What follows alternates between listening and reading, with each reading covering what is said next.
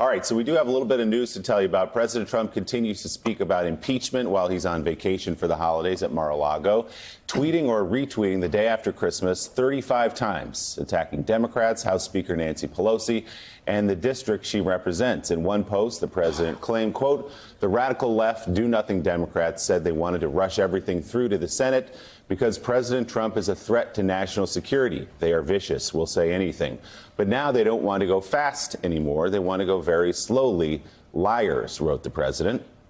He also tweeted this: despite all the great success our country has had over the last 3 years, it makes it much more difficult to deal with foreign leaders and others when I'm having to constantly defend myself against the do-nothing Democrats and their bogus impeachment scam. Bad for USA. And on Pelosi's home state of California, the president wrote, California leads the nation by far in both the number of homeless people and the percentage increase in the homeless population. Two terrible stats. Crazy Nancy should focus on that in her very down district, helping her incompetent governor with the big homeless problem. We've seen a lot of this over the last week since the president was impeached. Jonathan Lemire, expect to see much more of this as he fills the space between the House and the Senate trial. That's right. His tweeting has really picked up in terms of pace, and he certainly didn't take any time off for the holidays. I mean, he is at Mar-a-Lago now for it's more than 2 weeks. He's not slated to come back to Washington until Sunday, January 5th, which is the day before theoretically things could get started in the Senate. Although, of course, there's some uncertainty there now, depending on when the House Speaker transmits the articles of impeachment. And for as long as he's been president, people around him get nervous when he goes on vacation because he's a lot of free and unstructured time. As much as he enjoys seeing members of his club, and he spends virtually every day on the golf course, though I think he took Christmas off.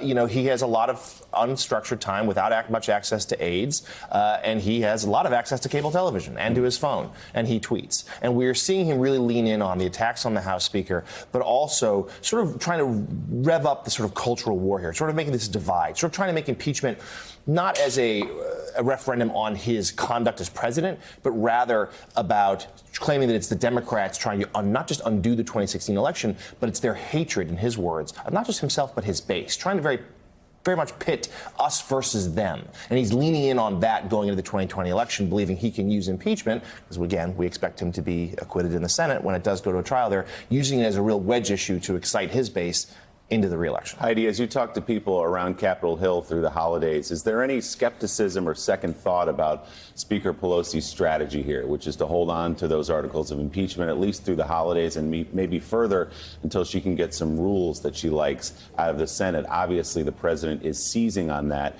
How is that strategy playing out for her? Well, he would seize on it and try to misstate what the real intention is of withholding the articles. The president is arguing that she's withholding them because, in fact, their case is weak, when, in fact, the reason why she's withholding them is because she wants to highlight the fact that he is the one who is blocking the key witnesses from testifying. And those who are close to her, Willie, tell me that this will not be forever, that this is not a hold, this is a temporary pause, and that the end game here is to get fair rules. But even if she does not get what the Democrats consider to be fair rules, which is having witnesses testify in what is supposed to be a trial, that at a minimum she can raise public awareness about the fact that the president is blocking these key witnesses. And right now, at least, looking at the polls, if you want to use them as a data point, Willie, 70% of Americans agree that these witnesses, these top aides, should testify. So for at least right now, withholding these towards the service of raising public awareness about the fact that these aides are being blocked is a good move on her part. But can she do that forever? No. When we come back from the holidays, we'll get a sense of how many of those vulnerable Republicans may be willing to raise their hands and say, hey, this is not right. We should hear from these witnesses who the president is blocking. You know, Susan, despite the conversation here for the past few minutes, and to pay it some respect, people in our industry, we talk about this a lot, the tweets, the behavior, the impeachment process. But I have been struck for several months now, I don't know whether you'll agree with me or not, out there in this large country that we live in, there's basically a shrug of the shoulders among ordinary people about all of this, certainly about the tweets and even about impeachment, despite how serious it is. Yeah, and that's true. I mean, they look at the president right now almost like a child home alone. But really there you go. Segue See, you got that. Deep tease. Nicely done. But what they really are starting to worry about is, or they've been concerned about, is what's happening in my life, what's happening in my community. And these tweets and the talk of impeachment, it just seems like it's going over and over and over again. Didn't we do this when the Mueller report came out? If he's not going to be thrown out of office, why are we doing this to begin with? And that shouldn't take away from the importance of what the House and the Senate are about to do, because it is very significant. Let's not forget, the president basically meddled in the 2020 election, and he should be held accountable for that. But what people need to hear or want to hear looking towards 2020 is what's going on in my world. And one of the things that they are noticing is the economy's still going well. That's one of the main drivers for Donald Trump's reelection. And unless we start seeing something to really define the difference from the Democrats and where the president is doing strong, not just on character issues, I think the president is in a good position for reelection. Yeah, Rev, let's take that big picture look at this, because this is, again, anecdotal, saying that, like Mike was talking about, through the holidays. But a lot of people, progressives who don't like Donald Trump even, have sort of turned the corner now and said, OK, let's find the candidate in 2020 that can beat him. Whatever's happening with Nancy Pelosi transmitting the articles to the Senate, I think a lot of progressives and Democrats have accepted that he won't be convicted even when it gets to a trial, and now have gotten to a place, we're coming around the corner to a new year. Let's find that candidate who will beat Donald Trump, and that's how you remove him from office. No, I'm sensing a lot of progressives, and I consider myself that, and others are saying that we've got to really come to a consensus candidate. Consensus in terms of those left of center and those even that are centrist to win. Because these purist tests is what led to Donald Trump in the first place, and you can't repeat the same mistakes. And when we look at that, I think that the argument around the impeachment has been messaged wrong. It's not about Trump. It's about saving the principles the country's built on. And in effect, if Mitch McConnell does what he says, he is really acquiescing the legislative branch as a co-equal power to the executive branch. From now on, the executive branch can dictate whether we're going to answer subpoenas, documents, witnesses. We'll do what we want. We're above the legislative. That's how they ought to be selling this to the public. But that's another question from the election, as I agree with Susan. The election is about me, my house, food on my table, my kids' tuition. And if they can't address that, they're going to miss everybody up in Wonderland somewhere in nerd politics. So how helpful is it to actually be talking about a purist test on fundraising among the Democrats? I mean, isn't that conversation? I mean, who cares if he had a fundraiser in a wine cave or a bat cave? I mean, we live in homes. We live in apartments. That's what we want to hear about. Bruce Wayne is a billionaire, so that would be an issue for some Democrats. Exactly. You know, the point that Susan raised, though, is really striking, I think, to a lot of people, not just people in the news business. The just flouting the idea that you got a subpoena and you can throw it in the wastebasket. You don't have to answer it. Right. You know, the president of the United States says, you got subpoenaed by, Congress or whatever, forget it. Forget them. It's stunning. It is. And that has been their strategy from the beginning with the House investigations prior to impeachment and now this. One wonders about the precedent it sets going forward. The Democrats are forging forward regardless. They feel like they need to. They're concerned about the timing in terms of the election on the horizon. They don't want things to be tied up in the courts for months still. But going forward, like this is a troubling precedent. And this is also the president who must be pointed out, could very well win re-election and is going to have, perhaps in his mind, defied the conventions here, defied the rule of law, gets re-elected, and then is completely unfettered going forward. Yeah, Heidi, it's important to point out as the president protests in all these tweets that the process isn't fair. He can't call the witnesses that he wants to call. As Jonathan says, it has been the explicit White House strategy in a letter written by the White House counsel in October to say we will not participate in this process. Rudy Giuliani's not going to participate in the process. You're not going to get the documents. You're not going to get the witnesses. We're having none of it, and we'll take our chances. And so far, it's worked for him.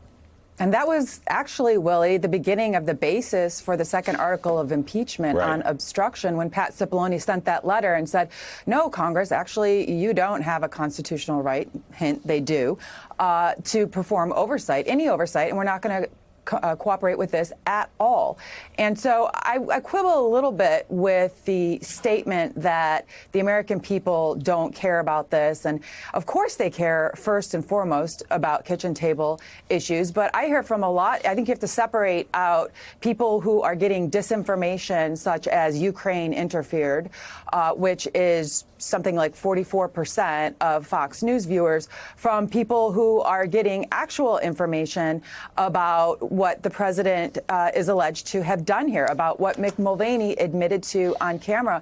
And there, I think there is a certain intensity among Democrats that there should, at a minimum, be a fair trial where you hear from the people who were at the center of this, that there be at least some accountability and some airing of truth, even if in the end Republicans vote to acquit, that if there is not that process, that intensity number could be something that we watch as the whole country does move forward on discussing kitchen table issues for the next 9 months. I don't think this is something that Democrats are going to forget about if there is a week-long or a 2-week-long trial where you don't hear from witnesses. I think we're making 2 points that both can be true at the same time. One is that, yes, obviously Democrats and progressives are upset about what the president did. They're glad he got impeached. They think there should be a fair trial moving forward. But they're also turning the corner and making sure they're in a good position for 2020. And I don't think any of the candidates would argue that that's an important point. And I agree with Heidi that it is an important point with many voters. But I think voters really that are struggling, which are a lot of the base, which is a lot of the base of the Democratic Party, are really trying to deal with kitchen table issues. That's what we've got to address, particularly while you have a president that's bragging about the economy. Yeah. Right now, we cannot say with any comfort that Donald Trump would not be reelected. That should make us uncomfortable. You know, there's a third point that might actually be the most important point, and it's hard to talk about because it's hard to define. But it is this. In 2016, this country was attacked by a sworn enemy of the United States, Russia. Yep. They subverted our electoral process. They are doing it today as we speak. And I am not one of these guys with a big library in my head of things that were said by public people, but I don't think the President of the United States has ever specifically addressed what we're doing to counter this attack that is ongoing right now. So we have a country, our country, still under attack by a sworn enemy. And I have yet really to hear the President of the United States saying, hey, this is what we're going to do. It's interesting that Jonathan Lemire is sitting next to you, because I remember a certain question you asked in Helsinki of the president as he was standing next to Vladimir Putin, giving him the opportunity to confront him face to face about that interference in the 2016 election. And he chose not to. He would not side with the U.S. intelligence agencies over Vladimir Putin, and he's had other occasions since. I mean, Helsinki perhaps was the most high profile because he was standing next to Putin, but there have been other moments where he's been given that chance and he won't do it. He still plays into the conspiracy theories. This is all about Ukraine here in 2016. There are some parts of the federal government that have tried to mobilize to make things safer next time around, but most experts feel like the country is nowhere near prepared for what's coming. And it might not just be Russia, although certainly they're the most likely culprit. Other bad actors could too. Other adversaries could as well. And this is a president who is so focused on making sure his 2016 election is not seen as illegitimate. Right. That therefore he won't take the steps to safeguard the next time around. Well, let's not forget he already asked China to meddle in our 2020 election by asking them to dig up dirt on Joe Biden. This is a president who welcomes foreign interference.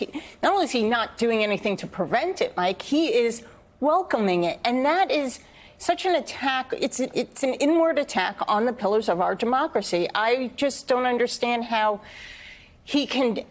The Senate especially is not doing more to hold him accountable, or at least protect our basic rights as Americans and have a free and fair election. Republican senators are on TV, in fact, every day doing the exact opposite of that and pushing the Ukrainian conspiracy theories as well. Thanks for checking out MSNBC on YouTube, and make sure you subscribe to stay up to date on the day's biggest stories. And you can click on any of the videos around us to watch more from Morning Joe and MSNBC. Thanks so much for watching.